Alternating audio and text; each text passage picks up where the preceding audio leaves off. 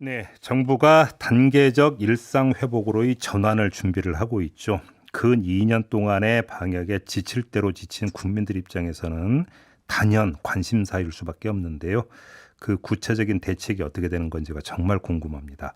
그래서 우리 방역을 총괄하고 있는 분이죠. 김부겸 국무총리를 전화로 연결해서 그에 대한 이야기 자세히 들어보도록 하겠습니다. 나와 계시죠, 총리님? 네, 안녕하십니까. 네, 김부겸입니다. 안녕하세요. 네, 일단 네. 코로나 확진자 수부터 궁금한데 좀 약간 감소하고 있는 것 같은데 이게 좀 추세로 이제 이렇게 좀 정착이 됐다 이렇게 봐도 되는 겁니까? 어떻게 봐야 되는 겁니까?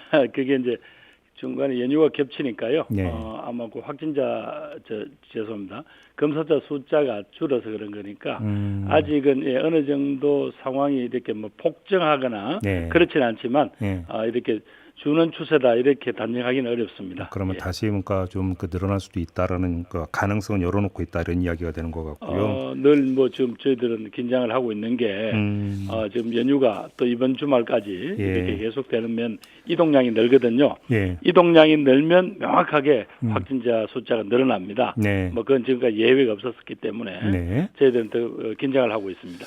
그럼에도 불구하고 단계적 일상 회복으로 전환은 간다. 그건 불가피하다. 그건 아까 지금 김 선생님 말씀하신 대로 예. 국민들께서도 워낙 지쳐 계시고 예. 또 이렇게 되면 소상공인 자영업자 등 너무나 많은 분들한테 피해를 안기게 되기 때문에 예. 다시 이제 우리가 이 감염병과의 싸움에서 조금씩 다음 단계로 나아갈 필요는 불가피하다고 생각합니다. 그러면 이제 그 단계적 일상 회복으로의 전환 기준은 확진자 수가 아니라 이제 백신 접종률이 되는 거죠. 백신 접종률도 하나의 이제 지표가 될 수 있겠고요. 예. 그다음에 중증화, 말하자면 위험하거나 중증화 되는 율이 어느 정도인지, 예. 그것이 또 사망률에 이르는 건 어느 건지 이런 지표를 보아가면서 예. 또 다른 나라들에게 또 이렇게 성급하게 해제했다가 여러 가지 경고 조치를 해제했다가 또 당하는 모습들 이런 것들 네. 저희들도 다 같이 고려를 해서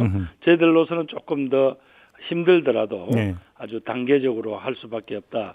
일상 회복을 예. 가는 길이 그 길밖에 없다고 말씀드리고 싶습니다. 그 중증화 말씀하셨으니까 요거부터 좀 여쭤볼게요. 먹는 치료제가 이제 중요하다라고 전문가들이 이야기를 하던데 네네. 관련 뉴스를 보니까 뭐 연말쯤 또 이야기하는 뉴스도 있고요. 또 우리 그 네. 질병청에서 이제 구입 그러니까 그 협상에 들어갔다는 보도도 있던데 좀 진행이 어떻게 되고 있는 겁니까?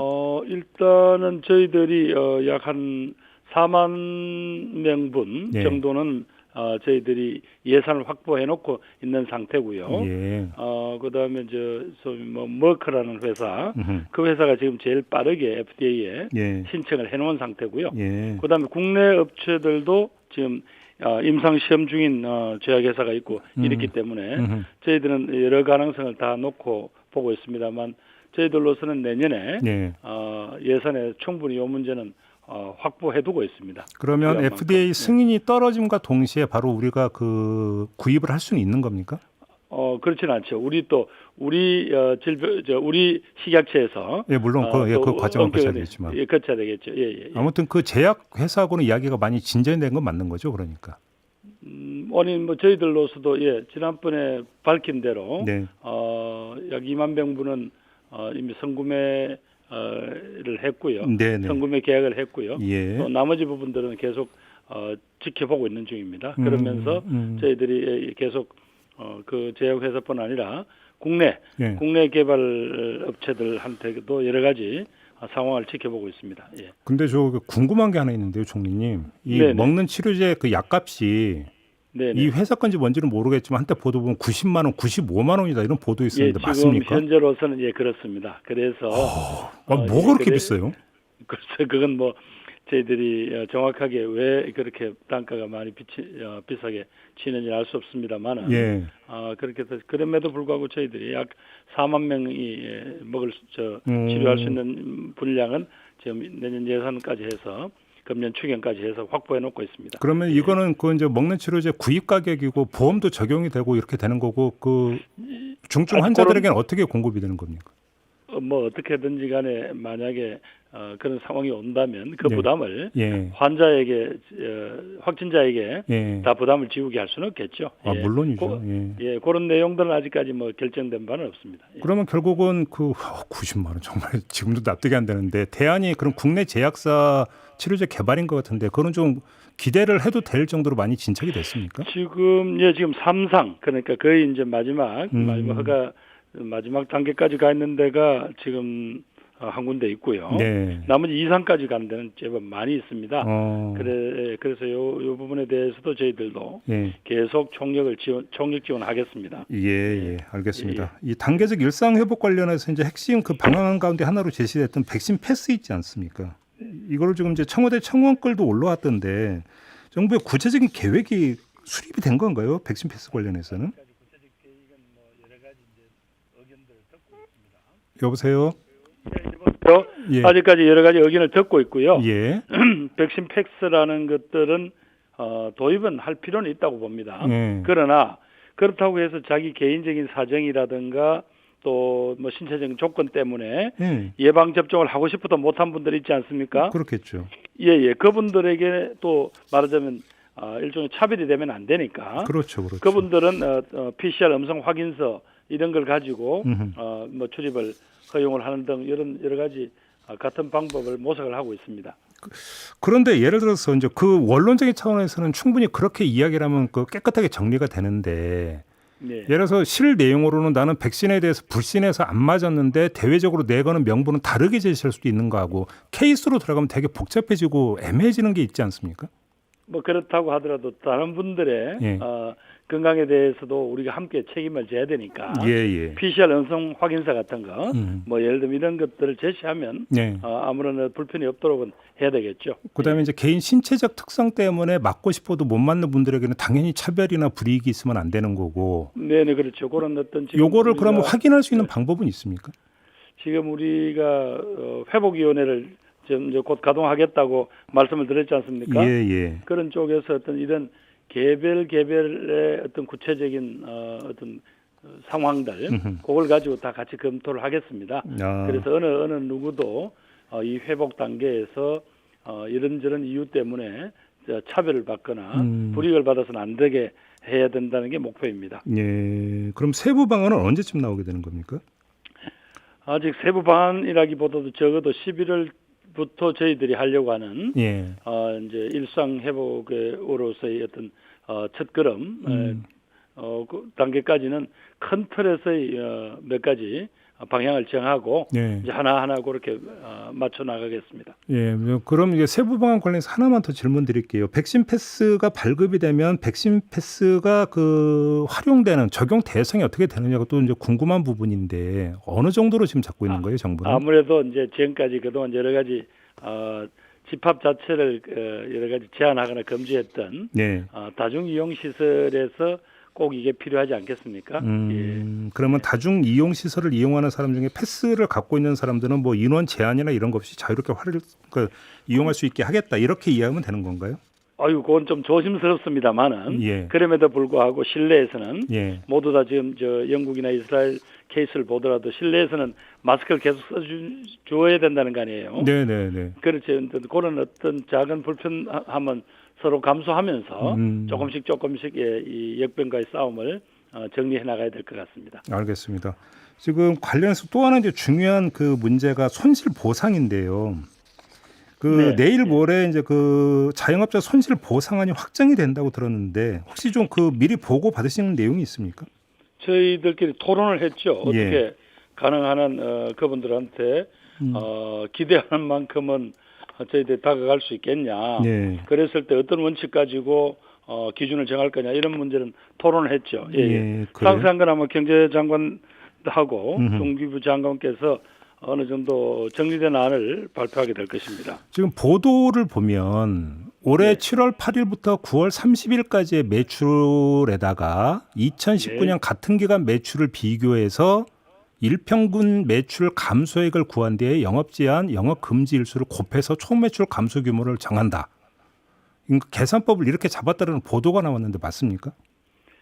그것도 하나 검토된 여러 안 중에 하나이겠죠. 예, 아직까지 구체적으로 뭘 이렇게 큰 어떻게 이 문제를 산정할 것인가 비핵을 그런 큰 흐름은 필요하니까 그 규모를 어떻게 할 건가 이런 게 나와 있죠. 예. 그러니까 이제 저도 이 그 뉴스를 보고 제일 의아했던 게 왜 7월 8일부터 9월 30일로 특정한 시점을 그거는 왜냐하면 지금 요것은 금년도 3분기에 관한 겁니다.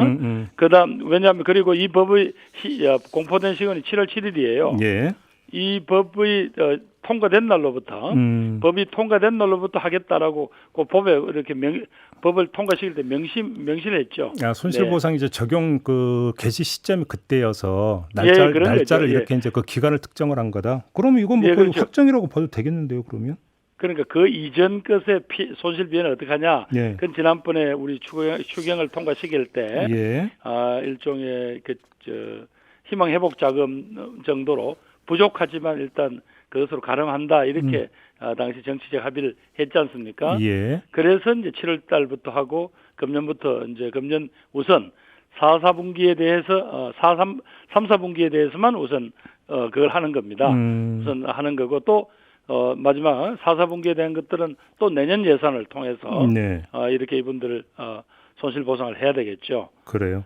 오히려 이제 걱정되는 거는 손실 보상법에 따른 여러 가지 것들은 그나마 합의가 가능한데 거기에 해당되지 않는 분들 예를 들면 뭐 경영위기 업종 또 뭐 예를 들면 여행업, 관광업, 공연업 같은 이런 부분을 어떻게 할 거냐 이런 문제가 남습니다만 이 부분도 끈질기게 현장에 있는 분들의 그런 안타까운 목소리를 조금이라도 반영을 하도록 노력하겠습니다. 그러면 그런 업종에 대한 어떤 지원 대책도 추가로 강구하고 있는 게 있다는 말씀이신 거죠, 지금? 뭐 각 부처, 해당 부처 등등에서 어떤 그런 목소리들 좀 모으고 있습니다. 그래요? 그럼 그것도 좀 조만간 발표가 되는 겁니까? 이번에 한꺼번에 할 수 있을지 아니면 이번에는 손실보상법에 따른 거니까 이번에는 아니지만 그런 부분에 대해서도 어차피 국회가 열려 있기 때문에 국회 등을 통해서 해당 부처가 그 관련 업계하고의 끈질긴 대화를 통해서 그 방법을 제시하게 될 것입니다. 아무튼 단순화해서 한번 정리를 하면 정부의 영업 제한 내지 영업 금지 대상 업종은 모두 손실 보상을 받을 수 있다 이렇게 이해를 하면 되죠. 손실 보상의 대상이 되죠. 이 법에 여기에 무슨 됩니다. 이런저런 예외를 둬 가지고 그러니까 뭐 배제되고 이런 거 없는 거죠. 그런 건 있을 수가 없죠. 이 법에 분명히 그렇게 규정되어 있으니까. 예를 들어서 뭐 유흥업종 이런 걸 뺀다 이런 건 없는 거죠. 그럴 수는 없죠. 알겠습니다. 왜냐하면 이게 항상 문제는 구체성에서 이제 발생을 하기 때문에 혹시나 하는 마음에. 다만 지금 방금 김 선생님 말씀하신 어떤 그런 부분들이 있기 때문에 일정 부분 상한선과 하한선은 둘 수밖에 없는 게 아니냐는 게 이제 잠깐만요. 고민입니다. 상한선이라고 하는 게 보상 금액 상한선 말씀하시는 겁니까? 금액 상한선이죠. 예를 들면 뭐 몇 억이 나왔을 때 지금 현재 이 손실 보상의 취지에 어느 정도 부합해야 되지 않느냐 말하자면 관련 업계 전체에 대한 걸 살려내는데 도움이 돼야 되는데 한 업소가 예를 들면 뭐 이제 그렇게 뭐 몇 억씩 나왔을 때 예를 들면 뭐 유흥업소가 같은 경우에 또 이런 것 고려해야 될 부분이 있지 않겠습니까? 근데 총리님, 근데 제가 알고 있는 보상의 사전적 의미는 손실 본 만큼 그 보전해 주는 게 보상 아닌가요? 근데 상한액을 그렇게 설정해 버리면 손실보다 적게 보상할 수도 있다는 이야기가 되는 거 아닙니까? 뭐 지금 김 선생님 말씀하신 대로 손실액만큼 전액 다 보상하기는 어려울 겁니다. 보니까 우리보다 이런 제도를 앞서 고민한 서구 여러 국가들도 보니까 한 일정 부분 몇 % 정도 수준에서 보상을 하더라고요. 보상을 하거나 혹은 지원을 하더라고요. 그럼 상한선을 어떻게 설정하고 설정할 계획인가요? 뭐 아마 그 대상자가 대상 업소가 그렇게 뭐 몇 가구 대상 업소가 한 1,000여 개 미만 정도일 것 같은데요. 그런 부분들에 대해서 어느 정도 국민들이 납득할 수 있는 수준 정도까지는 제한을 둬야 되지 않느냐. 그럼 혹시 그 대상이 그러니까 기업형, 대형 매장 이런 걸 염두에 두고 하시는 말씀입니까? 그 부분들보다는 예를 들면 뭐 이런 거겠죠. 주로 이제 대형 유흥업소라고 생각하시면 쉽게 들어오지 않겠습니까? 네, 주로 그래요. 알겠습니다. 저희도 얼마 전에 다룬 바가 있는데 중대재해처벌법 시행령이 지금 그 국무회의를 통과를 하지 않았습니까? 네, 그런데 그 뒤에 지금 노동계에서 이거 지금 너무 구멍이 숭숭 뚫렸다라는 비판이 나오는데요. 어떤 말씀 주시겠어요? 예, 지금 뭐 양쪽 다로부터 비판을 받고 있는 건 알고 있습니다. 예. 그러나 원래 이 처벌법의 목적 자체가 처벌이 목적이 아니라 안전에 대한 어떤 경각심을 일으키고 예. 최소한의 또 안전 기준을 우리 사회가 합의하자 그런 취지였잖아요. 예. 그래서 양쪽 노사 모두가 양보와 협력이 지금 필요한 시점이다. 이렇게 말씀드리고 싶고요. 시행령 자체는 그래서 입법 취지와 그러면서도 말하자면 어떤 누구를 처벌하는 데 목표를 두기보다도 생명과 안전에 대한 어떤 기준 이런 부분들을 어느 정도 정리하기 위한 어떤 균형점이라 할까요? 그걸 찾기 위해서 노력했다.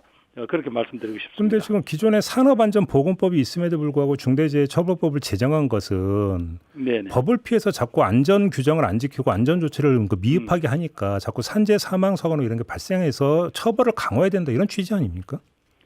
그럼에도 불구하고 예. 처벌한다고 이제 이 문제를 해결할 수 있다면 왜 처벌에 중점을 두지 않겠습니까? 그럼에도 불구하고 네. 또 현장에서 이제는 앞으로 이런 문제에 대해서 뭐 지금처럼 이렇게 누구도 책임을 안 진 채로 그 안타까운 노동자의 어떤 뭐 생명들이 이렇게 담보되는 그런 식의 안전 관리는 이제 용납할 수 없다. 누군가는 분명히 책임을 지게 하겠다라고 그렇게 지금 이제 첫걸음을 내딛었다. 그렇게 좀 볼 수 있지 않을까요? 그래요. 네, 알겠습니다. 마지막으로 지금 그 대장동 그 개발의혹 사건 관련해서 어제 청와대에서 엄중하게 지켜보고 있다는 코멘트가 나왔는데요. 지금 혹시 그 총리님께서 좀 그 어떻게 파악하고 계신지 궁금해서 질문 드리는 건데 혹시 정부 차원에서 뭔가 뭐 조치나 이런 게 강구되고 있다라는 걸로 해석할 여지가 있는 발언인가요? 지금 아직은 뭐 여러 가지 상황이 여기저기서 네. 진행된다고 할까요? 이렇게 해서 저희들로서는 사실은 뭐 자칫하면 이 문제가 또 정치 문제로 바로 비화할 수도 있고 이래서 저희들은 아주 조심스러울 수밖에 없는 상황이죠. 말 그대로 지켜보는 수준이다. 뭐 왜냐하면 검찰도 경찰도 각각 자신들의 수사가 진행 중이기 때문에 저희들이 여기에 뭘 더 보태거나 할 일은 없는 것 같습니다. 알겠습니다. 자, 말씀 여기까지 드릴게요. 고맙습니다, 총리님. 네, 감사합니다. 네, 지금까지 김부겸 국무총리였습니다.